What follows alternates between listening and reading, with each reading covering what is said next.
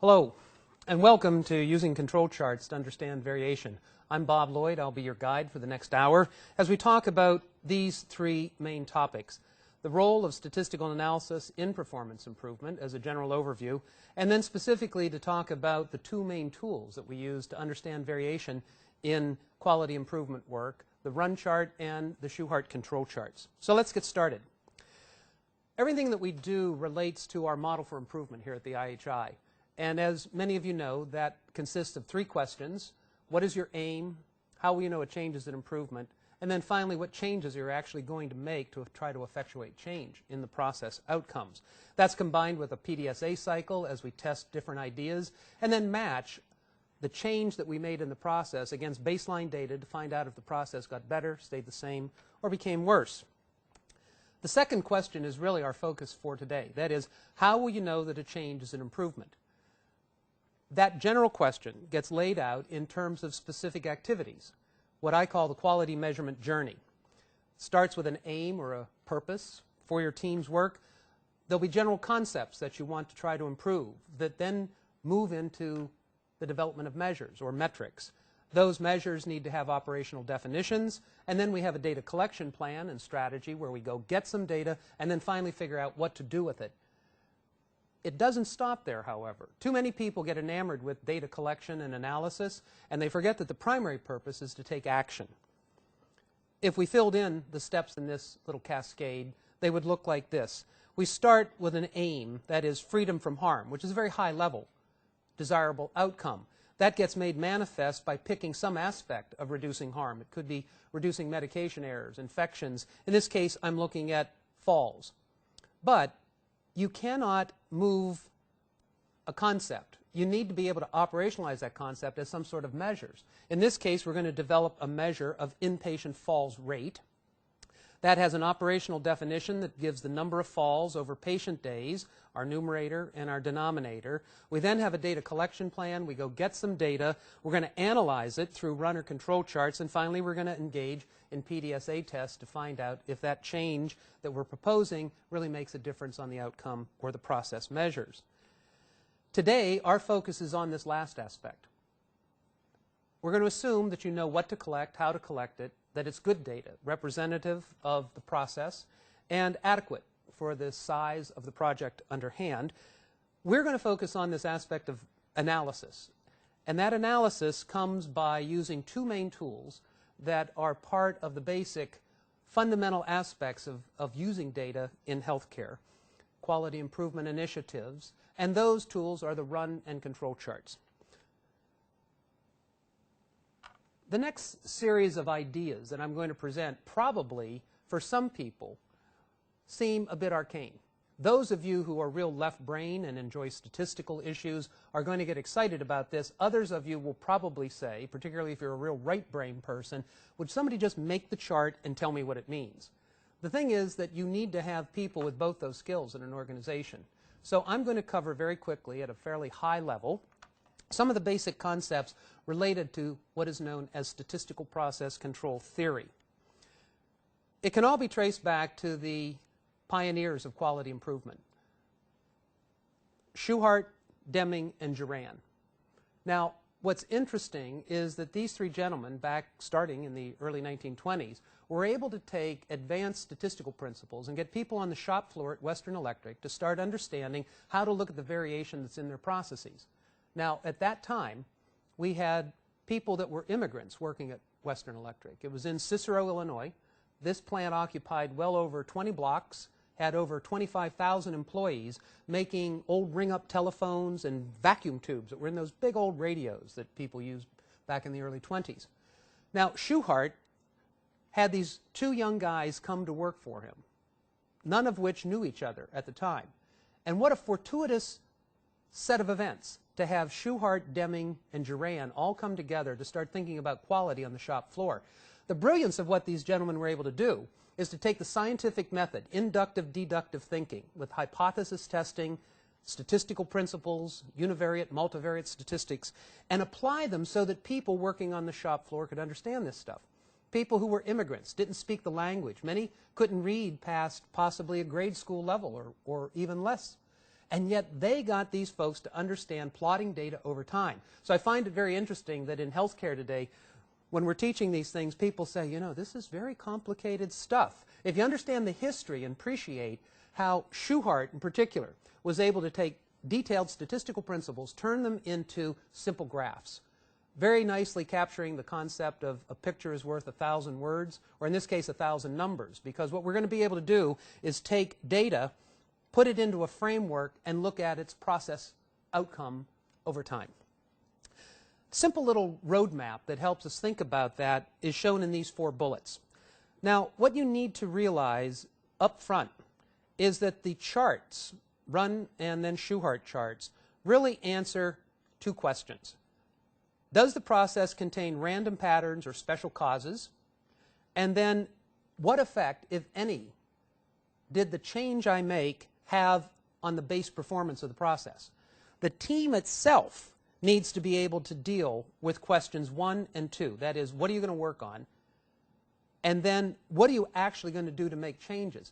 If you don't integrate the work of data with the work of the team in deciding how it's going to process its work, develop changes, integrate them, then in fact the data are not part of daily work life. One of the things that Dr. Deming particularly was very keen on was making the data part of daily work life, making it part of the work of the workers, so that you own the data and you connect it then to what it is that you're trying to achieve.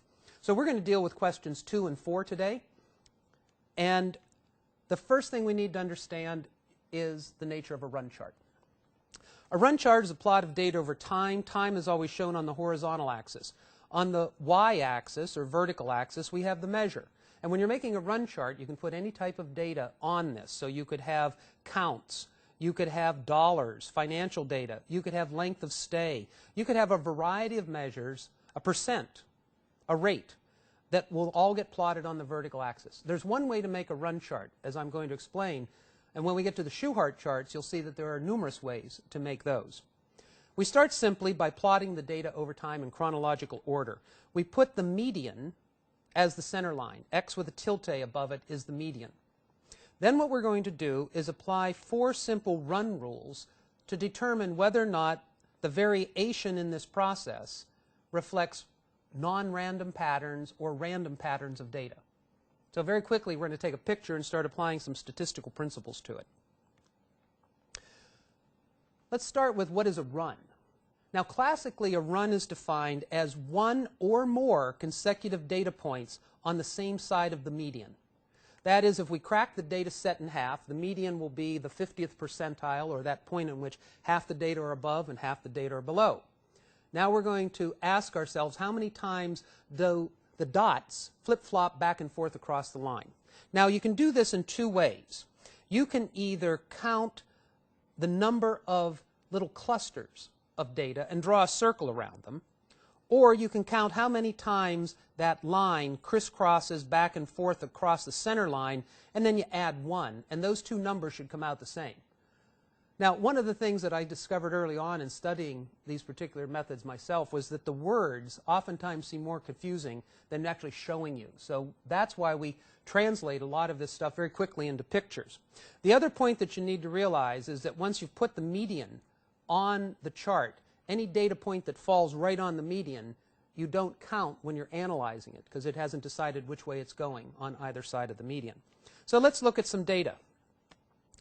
Here's a chart looking at pounds of red bag waste produced, and we've plotted the data. We see that we have the median, so we've taken part of the work out of this for you already, made this simple. Now you need to figure out how many runs are there in these data. Remember, a run is 1 or more data points on the same side of the median. So we could start drawing circles. Here's a run of 2. Here's a run of 2. Here's a run of 1. Remember, it can be 1 or more data points on the same side of the center line. Then we notice that we have 2 data points that are actually on the median. I like to draw a circle with a different color or somehow mark those differently so that I don't get confused and they don't enter into my calculations when I'm looking at testing the rules. Well, you can start to count these, and if you give it a quick glance, either counting the number of circles, or you can go 1, 2, 3, 4, 5, and so on, count the number of times it crosses the median, add 1, you should end up with the same number. Now, if you look at this for a moment, how many runs do you come up with?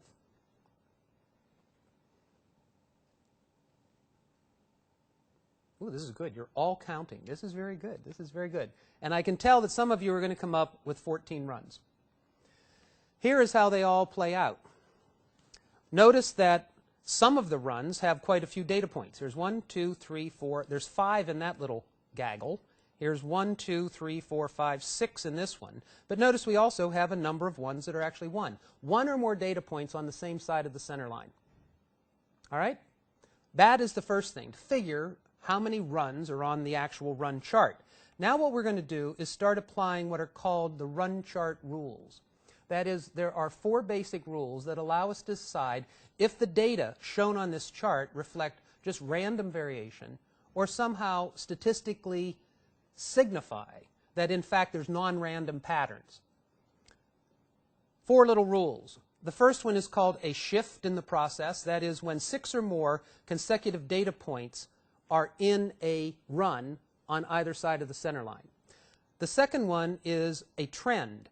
And a trend in this case oftentimes is different than what people think a trend is in society. People talk about a trend in food, a trend in fashion. There's actually a statistical trend, and for these purposes of a run chart, it's 5 or more consecutive points in a row, constantly increasing or constantly decreasing. Third rule, too many or too few runs. This is determined by a table that I'll show you in a moment. And finally, what we call an astronomical point. That is, you look at the data and you say, ooh, that data point is really different than the others. Now, there is no actual statistical test. Some refer to this as the interocular test of significance. You look at it and you go, whoa, that data point is really different than the rest. And I'll show you what those look like. If we lay out the data on a chart, we can see very quickly how these patterns play out. Remember I said that it's oftentimes more confusing to say this stuff in words. That's why if you read some textbooks on this, some people walk away going, I have no idea what that stuff was about, because the words actually are more difficult than the pictures. Here's a shift. Notice that we have some random variation, but notice 1, 2, 3, 4, 5. When 6 data points were hit, that was a signal that these data have shifted to a significant non-random pattern. A random pattern, it would just keep bouncing back and forth, up and down across the median. Notice in this case 6, we actually had 8 in this run, but the non-random pattern was determined when we actually ran into 6. Here's that trend as I was talking about before. Notice 1, 2, 3, 4, 5. When that 5th data point constantly going up was identified, that was the signal that a trend. In this case, it continued on to 6, 7, and 8, but the actual signal occurred at 5, so it's 5 or more. Too many or too few runs. I'll show you this on this table in a moment, but notice we actually only have 2 runs here. Here's a run, and here's a run. Well, for this many data points, there should be more fluctuation back and forth. It's showing that as a non-random pattern. And finally, here's our good friend, the astronomical data point. You look at that and you can see that it is clearly different than the pattern that was exhibited by the bulk of the data. Now, the key thing to understand with an astronomical point is that in any data set, you will have a high and a low data point, min and a max. Those are not necessarily astronomical. So this one, there is some interpretation, and that's why people who are skilled in this should be consulted so that you start to understand when is it astronomical, when is it not. The key is, even if you suspect it, that's a perfect time to put that on a Shewhart control chart, because that will definitely have an answer when you put it on a chart. And we'll show you why in a couple minutes. Let's talk about this rule, too many or too few. You need a table to figure this one out. And the way you do this is you start by computing what are called the useful observations. That is, you take the total number of data points, subtract the number that are on the median, and those become your useful data points. Then you look those up in this table. Notice for our example on red bag waste, we had 29 total data points. 2 of those were on the median, so we subtract those, and now we have 27 useful observations. We look across and it tells us the lower number of runs and the upper number of runs. We see that for 27 useful observations, you should have between 10 219 runs. How many did we have in our data? We had 14. So that test alone, that rule, is not violated because we had the total number of runs fell between these lower and upper boundaries of how many we would expect randomly if we had 27 useful observations. When we apply these to our medical waste chart, notice what we find. We had 29 total data points. 2 were on the median. That made 27 useful observations, which we just looked up in our little table. We're going to apply our rules. The first one of whether or not we had 6 or more in a run. We had 1, 2, 3, 4, 5. Here we had 1, 2, 3, 4, 5, 6. So that is a signal that, in fact, this run was too long, and it's a signal that there's a non-random pattern in the data. And you can see this, that these data points stayed below the center line for just too long. Now, if you put this into statistical process control software, typically what happens is that the software will change the color of the line to signal that a non-random pattern has occurred, or it might change the symbol from a circle to a diamond, depending on the software and how you make it. If you're making them by hand, which is perfectly permissible, then in fact you'd want to probably draw a circle around this and identify it as a non-random pattern. If we looked at the trend, 5 or more, constantly going up, did we have that? 1, 2, 3, there's 4 going up. That is not a trend. There are no trends. If we look at the total number of runs, we had 14. We should have had a range of 10 to 19. So that rule wasn't violated. And finally, do we have an astronomical data point? Now, what's interesting here is some might say, well, that's an astronomical data point. This is a good example, though, that you have a high data point, and here's a low data point. They actually balance themselves out. Now, if you took all of these data and pushed them over into a distribution, you would actually find a fairly symmetrical normal distribution. You would have a data point out here, which we would expect. You would have a data point out here, and then you would have a bunch of them spread randomly throughout. Now, what's happened here is this data set has actually been the signal, though, because if you clustered those, what we would find is that this distribution is a little skewed this way, where we've got too many data points starting to cluster over here.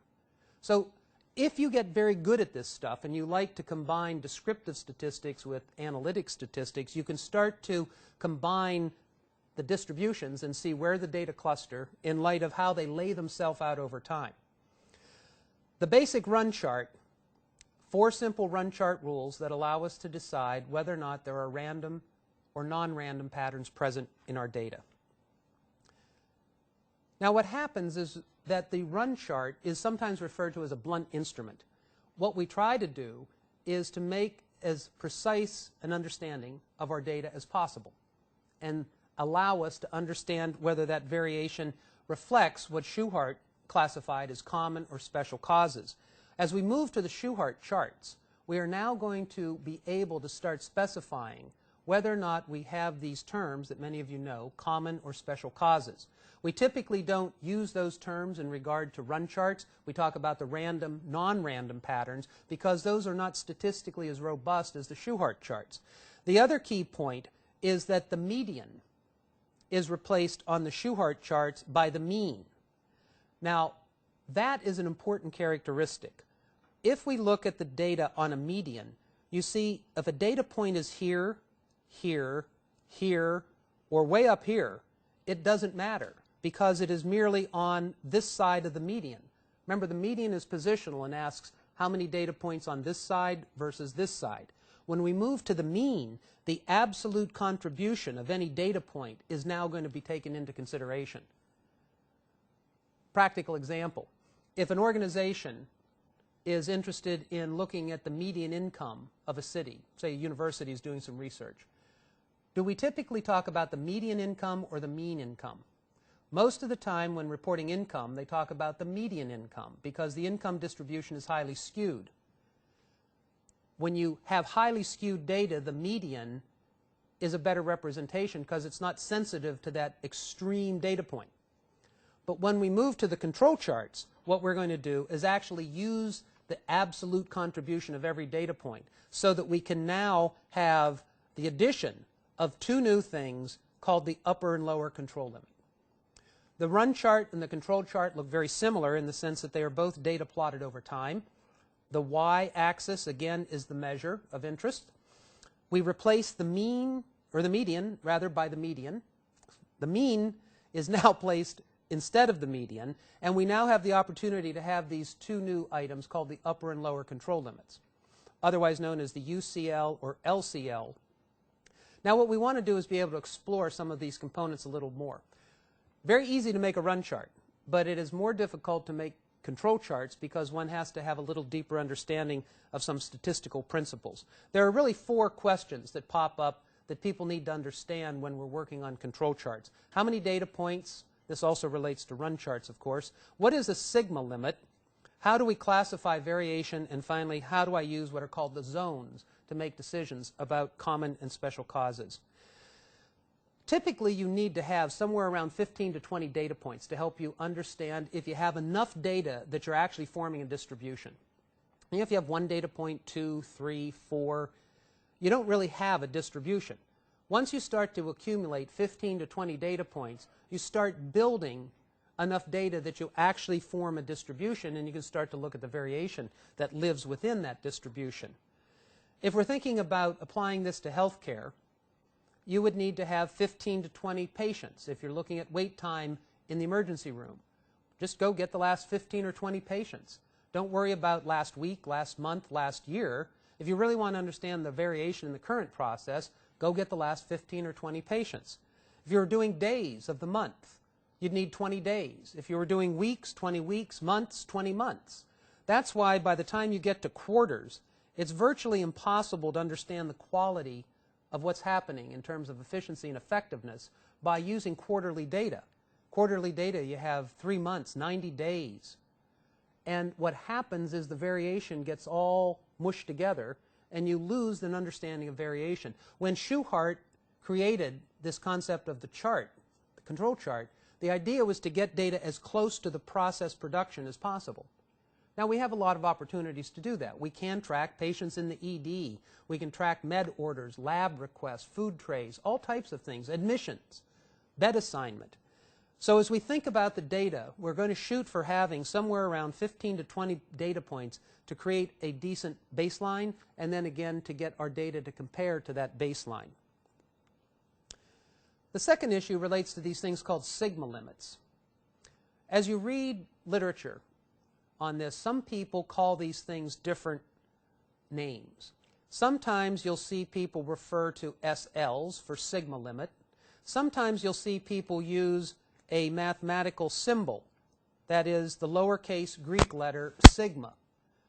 Sometimes you'll see it with a sigma with a little hat over it, which is anytime you see an item, a symbol, with a hat over it, that refers to it as being an estimate. So if you had a hat, it would be estimate of A, B, etc. And so some people call this an estimate of the standard deviation. Others call them sigma limits. Some call them sigma hats. So don't think that there's different animals. Sometimes they call them by different names, depending on the type of book and who was writing them. The basic and most important thing to remember, however, is that for each of the Shewhart charts, there are 7 basic control charts that Shewhart laid out and others have modified over the years. Each one of those charts has a very different formula for computing this upper and lower control limit, none of which are based on the traditional standard deviation that you may have been taught in basic statistics. If you remember the standard deviation, which I'm sure all of you do, it is the square root of the sum of the differences between each individual observation and the mean squared divided by n minus 1 degrees of freedom, right? Everybody walks around knowing that formula, I'm sure. And yet people talk about the standard deviation as if it were some sort of family friend. That formula that I just referenced is not the formula that's used to compute the upper and lower control limits. It's a different formula for each chart that computes a different type of standard deviation. So one needs to have some knowledge of how to measure dispersion in terms of a process. And as we say here, the challenge is to develop appropriate estimates of the mean and the standard deviation for the process measure under consideration. And then for each of the Shewhart charts, there literally is a different formula. So for example, if you stuck data into, say, a statistical package or even, say, Excel, hit the standard deviation button, multiplied that by 3, add and subtract it to the mean, you're going to get the wrong control limits. They'll either be too wide or too narrow. And the reason is that each chart is based on a different type of data and different statistical assumptions around the type of distribution that is driving that form of data. And we'll talk about that in a minute. So this issue of sigma limits is quite important. This is probably one of the most left brain aspects of thinking about this stuff. And while everyone doesn't need to be able to explain this, I would bet that someone in your organization is going to ask the difference between a sigma limit, a standard deviation, and all these other terms. And therefore, you need to have somebody within your organization that does have this type of depth of knowledge. The next issue is this concept of common and special causes. This is how Shewhart defined the presence of variation. That is common cause, just random, up and down, back and forth, and special cause, things that knock a process out of whack, that make the normal random variation somehow not present that day. For example, if you were driving to work, you say, how long do you take to commute to work? Some people would say, oh, about 40 minutes. Well, when they say about, they're giving you some sense of range, that on the average it could be about 40, but it might be 60, it might be 35. Then there's the day when there's an accident or a big snowstorm, and you find that, in fact, your commute took you an hour and a half. And you walk in late and everybody goes, where were you? Where have you been? And you say, geez, you should have seen this accident. You have right away started to describe a special cause. Normally, I'm common cause. It's due to regular, natural, ordinary variation, stop and go, traffic flow. It affects all the outcomes, and it results in a stable process that's predictable within limits, and it is produced by random or what is called unassignable variation. On that day when the big storm hit or an accident came into play, it's due to irregular or unnatural causes. It affects some, but not everybody in the commuter world. It's only those people on that particular path. It results in an unstable process, and it's not predictable. So you call in from your car and you say, I was supposed to be in for that meeting at 9. When are you going to get here? I have no idea. You should see. We're not moving. They're all backed up. There's fire trucks, etc. It's unpredictable. You have no ability to know when you're going to get in, but you read in the paper that night that there was this big accident or a crane fell or something happened. It is assignable. You can attribute causation to why that thing happened. So as we look at the charts, random variation, and all of a sudden there's this big delay. Some poor patient had to wait 22 hours in the emergency room before they were admitted to a bed. Normally it takes a range down here, but for some reason on this day, things came together that caused that special cause to pop up and drive the process out of whack. So what Shewhart characterized as these common and special causes are really reflective of ways to think about the variation. For the control charts, what we do is we apply what is known as the zone theories. We take our chart with the mean, x bar at the center, and we divide them into 3 zones emanating from the center, C, B, A, and they're plus and minus 1, 2, and 3 sigma limits. All right? The outer boundary is the upper and lower control limit. Then what we do is we apply what are classically known as the AT&T Western Electric tests of special causes. They are rules that are set up based on statistical probability that allow us to figure out when, in fact, data reflect common cause or if, in fact, special causes are rearing their ugly heads or popping up when you hadn't expected them. There are a number of rules. Manufacturing uses many, many different rules. As we've looked at these things over time and applied them to healthcare, we have come down to working on about 5 rules that work very nicely on the control charts. When you're using this in software, you'll have a whole pick list of rules to pick from. You can enable or disable certain ones. And these ones are the ones that we have tested and applied to projects over time. So let's look at them. I've put them together here in one summary slide, and we can talk about them in a little more detail.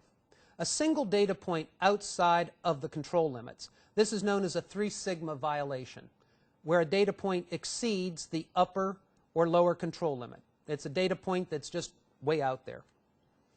Second one, a run of 8 or more in a row above or below the center line. This one, we had a similar one with a little different parameters for the run chart. Now we're going to look for 8 data points or more in a run of consecutive data points on one side or the other of the mean. Now you also notice that this particular identification of a special cause had another one embedded in it. Notice that we had a 3 sigma violation because one of the data points actually fell lower. So sometimes you'll see a special cause embedded in another special cause. It doesn't make the process twice as bad or twice as good. It just makes the process accumulation of a lot of variation that you need to address. 6 consecutive data points constantly going up or down is a trend. Notice 1, 2, 3, 4, 5, 6 constantly going up or more is again a signal of a trend. Then there are rules that are called identification of abnormal data patterns. Now, there are many variations on this. The one that we find is most useful is called 2 out of 3 consecutive points near the outer boundaries of the control limits. Now, that sounds a little complicated. It's easier to show you on this enlarged graph. You have random variation, and if you had out here in zone A, that's the outer 1/3, zone A, right? Because we have plus and minus 1, 2, and 3, so this is the outer 1/3. If you have 2 data points in zone A and a third one somewhere else on the chart, you see 3 consecutive data points, 2 of which are in zone A, that is a violation of this particular rule. You could have a data point here, one up here, and another one down here. You still have 2 out of 3 in zone A. Now, why is that? People say, I get the idea that a data point is way out here. It exceeds an upper or lower control limit, but now you're telling me I can have abnormal data patterns or a special cause within a chart, and the answer is yes. Here's my way of thinking about this. If you took and slid all these data over into a distribution, as you move out this distribution, should you see more data or less data? Less data, right? Well, when you start to get 2 out of 3 data points collecting in the outer 1/3 of the chart, you're getting too much data collecting in this tail when you should be seeing less. That's the idea here, and it's based again on statistical probability. And there are other variations on this rule, but the 2 out of 3 in zone A or beyond is the classic one that has stood the test of time more so than some of the other variations on a theme. Then the last test that we're recommending is 15 consecutive points close to the center line. This is oftentimes called hugging the center line, and in this case, again, it's easier to show you on this chart. The center is zone C. That is plus and minus 1 sigma on either side of the center line. And if you have 15 data points in a row hugging in here, that's an abnormal data pattern. It's just a random process would not hug that closely to the center line for that long. And again, it's based on statistical probability. So in a nutshell, these 5 little rules are ones that guide us to understanding whether we have common or special causes of variation. And again, when you use statistical process control software, they will change the color or the marker, and usually a little box will pop up to tell you the test. You don't have to sit there and constantly try to memorize all these things. There are some very nice aids in most of the software these days to help you understand that. Now, with that as a backdrop, thinking about the nature of the charts, a little bit about the statistical theory, let's move into the really fun part of this, that is thinking about which chart is most appropriate for your data. It starts with understanding 2 aspects of data: variables data and attributes. Variables data is true measurement data. As shown here, weight, pounds, money, grams, kilos, temperature, systolic, diastolic temperatures. The easiest way to think about this is a ruler. A ruler has equal appearing intervals. You can do all the mathematical functions on it. Variables data, sometimes called ratio or interval data, depending on where you received some of your statistical training, is, I think, very easy to understand. And it comes in one variation that is true measurement data. You can use decimal points. It can be calibrated as finely as you have the ability to calibrate. The second type of data is attributes. I call this bucket data. You're alive, you're dead. You're pregnant, you're not pregnant. There's only two outcomes. It's a yes or a no. And this data comes in two varieties. One variety is looking at defectives, and the other variety is defects. Let's start with defectives. It is also called non-conforming units by some writers. So depending on what you feel most comfortable with, non-conforming units or defectives, it's the same thing. In both cases, you have what is known as a numerator and a denominator. You know the occurrence of an event and a non-occurrence. So I know how many food trays I produced today, and I know how many food trays came back uneaten. I can now compute the percent of uneaten food trays, which are something we don't want to have, that's waste. So in that case, they'd be considered either defectives or non-conforming units. In that case, a conforming unit would be a food tray that was eaten. So now we've invested in it, and it came back eaten, it's properly used. You have the occurrence and the non-occurrence. You're computing C-section, percent C-section. We know the total number of deliveries, the denominator, and we know how many deliveries were produced via C-section, and we can get the percent of C-sections. We have the occurrence, the non-occurrence. Now what's interesting, when you move over on this side, all we have is the occurrence of an event. We know how many people fell in the hospital today. How many non-falls are happening? You don't walk up and say to the patient, excuse me, how many times didn't you fall today? We know that they fell. They could fall multiple times, but we don't know the non-occurrences. You can look at this carpeting, and you can count the number of blemishes, stains, tears in the carpeting. How many non-stains are on the carpeting? The Department of Transportation has this same issue. They count the number of traffic accidents. How many non-traffic accidents didn't happen to get a denominator today? You only know when an accident happened. So there are times in life when we only know the occurrence of an event when we don't know the non-occurrences. The point is that there are charts available to handle all these types of data. The easiest thing is to use some sort of control chart decision tree to help you work this through. There are basically 7 control charts. What we have found in our work at the IHI and working with teams and applying this, that 5 of these 7 charts actually are ones we use most often in healthcare. Those are going to be the 5 I'm going to reference today. There are 3 things that you need to understand, terms, key terms that you need to understand. Any software that you use will ask you to identify the subgroup, the observation, and the area of opportunity. These are key terms that pop up almost in every program that I've ever reviewed that provides control charting capability. The subgroup is typically what you label the horizontal axis. So if you were looking at total number of people in a clinic by day, day is the subgroup, Monday, Tuesday, Wednesday, Thursday, Friday. If you were looking at some financial measure, like days in accounts receivable, and you were doing it by month, month is the subgroup. It's how you've organized typically time or how you've organized the data as they lay themselves out over time. If you were looking at how many patients came into the emergency room and you were plotting the wait time before they were triaged and seen, and you look at the clock and you say, okay, this patient waited 45 minutes, next patient 60 minutes, 2 hours. You'd put the patients in chronological order. Now the patient is the subgroup.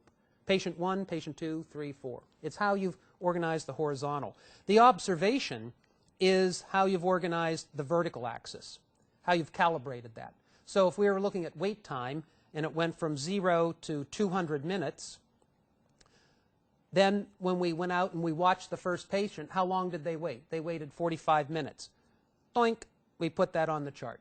The dot that you put on the chart is actually the observation. The subgroup is how you've gone out and organized it. Area of opportunity falls into play with where we're looking at a couple types of charts, and I'll explain that easier back here. So when we look at the variables charts, there are really 2. One is called the X bar, otherwise X bar we know now is the average, and S stands for the standard deviation. XMR is the individuals. Sometimes this is called the individuals chart or I chart. Individual, and MR stands for moving range. Now today we're not going to have time to go into depth in understanding and applying how these work to our charts, but I just want to get the nomenclature out here. Starts with more than one observation per subgroup. If you say no, then we make the individual moving range or the I chart. So if we said each day, how many people did we see in the emergency room? 59 on Monday, 63 on Tuesday, 70 on Wednesday. Each day there's just one number, individuals chart, because we get one number per subgroup. If, on the other hand, we were looking at turnaround time for CBCs, all right, complete blood counts and profiles that we do on patients, normal hospital does hundreds of these a day, we have more than one observation per subgroup. If we were looking at the average turnaround time by day, we wouldn't need hundreds and hundreds of CBC turnaround times. We could pick a sample, and therefore we would have more than one observation per subgroup. Let's say that we picked 8 CBC turnaround times by doing a stratified random sample. We could have 8 per day, 8 Monday, Tuesday, Wednesday, or we could pick, as we show here, a variable or unequal subgroup. You could pick 8 one day, 10 the next, 12 the next, 6 the next, which might relate to the volume that you had available. Well, this chart is able to handle both equal and unequal subgroup sizes, but they are going to be larger than 1. This chart is considered one of the more powerful charts because you have, when you put that dot on the chart, it may have multiple inputs to it. Like if we were doing CBCs and you had 8, it would have 8 ingredients going in to create that dot. And you would get the average, X bar, and the standard deviation for that dot. Similarly, over here, when you have one observation, you'd get the average for that day, and then it would compute the moving range to give you some sense of the variability within that day and day to day. When we move over to the attributes side, we're going to deal first of all with occurrences and non-occurrences. That means we have a numerator and a denominator. Depending on whether you have an equal or unequal subgroup, for example, each month we don't do the same number of deliveries. One month you might do 190, then 220, and 170. That's an unequal subgroup size. But if you pulled a sample of medical records and you pulled 5 a day, Monday, Tuesday, Wednesday, always 5, that's an equal subgroup. Agreed? Well, the P chart can handle both equal or unequal subgroup sizes, and the P chart stands for the percent or proportion, as a very frequent chart that we use because we have a lot of percentages that we use in healthcare. We then have, over on this side, occurrences and non-occurrences. We say no. This is looking at things such as a falls. We know how many falls, we don't know how many non-falls. The question becomes, is there an equal area of opportunity, which relates to this third term that I used here. Equal area of opportunity relates to the C chart and the U chart. In both these cases, we're going to say, first of all, is there an equal chance of a fall? Now, when I ask this in class, half the class thinks at their hospital there is relatively the same probability of a fall each day. And the other half of the class says, no, no, there isn't an equal probability.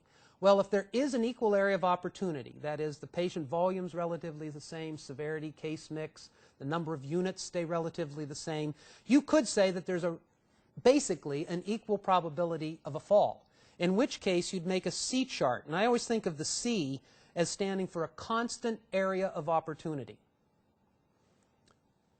If I said there is not an equal opportunity, then I have an unequal opportunity for a fall, and I make the U chart, which is essentially a chart of rates. All of our work in patient safety, where you make a VAP rate, a central line rate, a neonatal death rate, MRSA rate, whatever measure you have that's a rate, where you say there's so many per 1,000 patient days or line days, then we're over here making rates. So those of you dealing with safety issues, the chart of choice for most of those types of rate-based measures is going to be a U chart. That is a lot to take in a very short period of time. Normally we would cover this chart in probably a good half day, and then we would have people practicing how to apply this type of thinking to their actual studies. Today, our purpose was to give an overview, to give people an understanding of how to think about these charts and then be able to apply them to their own work. Clearly, you're going to need to have some knowledge of understanding subgroups, observations, areas of opportunities, and you're going to need to be able to connect this to how you pick measures. So, for example, if you're looking at the medication production system, notice that we could make all 5 of these charts, the 2 variables charts, the 2 attributes charts, depending on how we made the question. Now, what are these questions? They are nothing more than measures. What is the total turnaround for a daily sample of 25 med orders? How many med orders do we process each week? You see, the question, the moment you ask that question, the moment you start collecting data, it actually takes you to deciding which chart you're going to use. If we looked at the attributes charts, using a sample, a constant sample of 50 med orders each week, how many errors are observed? If you said out of all medication orders each week, which would be an unequal number that you're looking at, how many errors, in which case now we'd make the U chart, which would be a medication error rate. In this case, we'd merely count the number of medication errors. Finally, the P chart, the percent, if you raise the question for all medication orders each week, what percentage have 1 or more errors? Then we could look at a percent. The key point here is the moment you start to identify measures that you want to look at for your team, you have already set yourself on potentially the analytic path, whether you know it or not. So somebody needs to have the skills that as you're building measures, you start to identify what is the potential chart that we could use that would be best suited for our data. Now, if you want to get really good at this stuff, I would suggest taking this little exercise and seeing if you can decide for each issue listed here with a measure, what is the subgroup? That is, how have we organized our data, the type of data, variables or attributes, and then decide which chart is most appropriate. When you can do this, you're starting to understand very clearly the control chart decision tree, and you'll make the right choice in terms of picking a chart that is most appropriate for your data.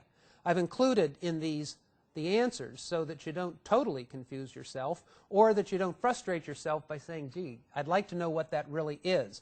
I would suggest that you try to fill these out yourself first and then match them against your answers. You'll also notice that for some of these, I've put the chart of preference, in this case the individual moving range chart, and I've offered an alternative. Depending on how you organized your data, you may be able to make the X bar and S. Weekly patient satisfaction scores are recorded for each unit. If each week I got 1 patient satisfaction score for each unit, I would make the individual moving range chart. But if I had a bunch of units that I was aggregating, now into the dot I had, say, 10 units, I would now make the X bar and S chart. All of these measures are coming from work that I've done with teams. People have posed these. Now, some of these are not particularly well worded.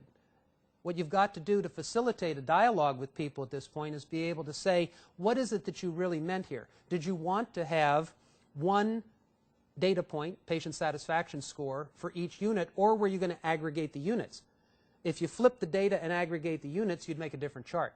That's another one of these aspects of being able to understand how to pick a chart in light of the data.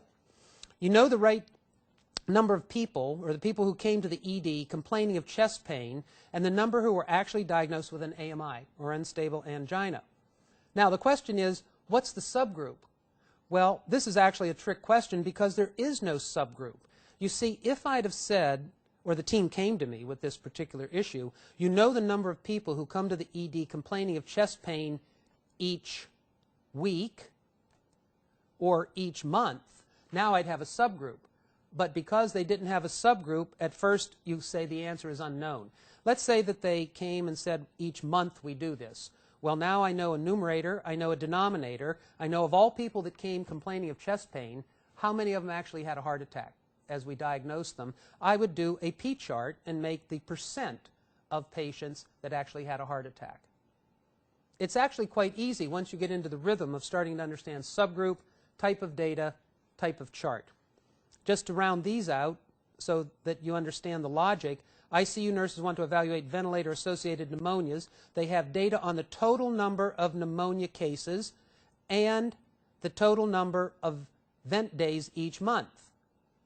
Now we're going to make a rate. Notice that while we have a numerator and a denominator, in fact, we have VAPs on the top, and on the bottom we have patient days. You cannot compute a percentage when you have two unlike things. My food tray example. I have uneaten food trays. I have food trays produced. They are both trays. I can make a percentage. But when you're dealing with these things, such as falls, needle sticks, lawsuits, restraints, in fact, the occurrence of an event, you don't know the non-occurrences, and that's when we make the rates. So the proper chart here is a U-chart. Finally, the first one, you're interested in the average time patients spend in your waiting area, so each day you randomly pick 5 patients and measure their actual wait time. Well, day is the subgroup. It is variables data because it's time. It's continuous. And now we're going to make the X bar and S chart. Why? Because we have more than one observation per subgroup. The subgroup is a day, and each day we pick 5 patients. 5 is more than 1. And so that leads us to X bar and S. So if you combine the control chart decision tree with a healthy dialogue about the nature of the data, the way you've set them up, it will become very easy and very apparent which is the most appropriate chart for your data. When you actually make these, this is where you get into understanding, does the chart have common or special, and then what are we going to do to help our team understand the work? Typically what we would do is get a baseline as shown in this chart. We get a baseline of 15 to 20 data points. We extend the control limits into the future as well as the center line. Notice that we have common cause variation over here. There are no special causes. The data fall kind of nicely and randomly between the upper and lower control limits. And then what we're going to do is partition the data set. This blue vertical line right here in the center is where we made our intervention. This is where the team made some sort of change. Then what we do is we plot the new performance of the process against the baseline, against the frozen control limits. And then we apply our special cause rules. Notice that we had 1, 2, 3, 4, 5, 6, 7, 8, which was the signal for our special cause that we hope we created. And then it kept on, and it continued to stay below that point, a very good and strong signal that, in fact, the process did change and move to a new level of performance. What we do in this case now is we create what are called partition data sets, and now we make new control limits for the new process output. Notice that in this case we've actually experienced 2 improvements. Not only have the control limits come closer together, but the center line has shifted to a new level of performance as well. Now the question is, do we have the time, effort, and energy to go through more cycles of change, more tests, to take this process even lower? So as we combine the PDSA cycle with our data, we start to very quickly figure out that we can match our data and the process performance baseline, test 1, changes, test 2. And then what you would do is to extend these into the future and the center line, make your intervention here, and then see, did the data go yet to a new level of performance, in which case now we would compute new limits, etc. This is the ongoing cycle of improvement where you would test, look at your data, go back and test, develop a new change. It is very likely, though, that you could make a change, things got better for a while, and then actually got worse. The charts give the ability, however, to look at the data and to start gaining knowledge. The whole purpose of this is to gain knowledge so that we're able to make the maximum use of our time, our effort, and our energy. So this has been a lot in an hour, but our goal has been to set you up to understand some of the key concepts. We started with the very nature of statistical process control as a discipline, as an idea. Then we talked about the run chart, a blunt tool that is based on understanding how data lay themselves out over time compared to the median, and then using 4 simple run chart rules to understand whether or not our data have random or non-random patterns. Then we went to the more sophisticated tool, the Shewhart chart, looked at 5 in particular that are most relevant to healthcare, and the 5 special cause rules that allow us to distinguish, in this case, common from special causes. We talked a little bit about the number of data points you need, the difference between sigma limits on control charts as upper and lower versus the standard deviation, and then we talked specifically about how to make the decision about which chart is most appropriate for your data. I hope that this has given you a sufficient overview that you'll be able to at least identify the areas that you need to have a deeper knowledge of. In the references at the end of the session, there are some books that will take you into the areas of detail about chart selection, types of data, subgroups, sampling, etc. So I hope this has given you a good start. I wish you well in your quality journey. Thanks for taking time to be with us today. Take care.